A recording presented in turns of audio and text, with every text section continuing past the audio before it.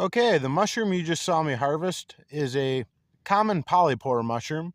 You can find them all over the Midwest. They grow on dead trees.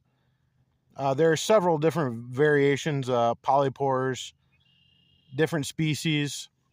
This is just your common polypore you find, like I said, on dead stumps, dead trees. There are some medicinal uses for these mushrooms.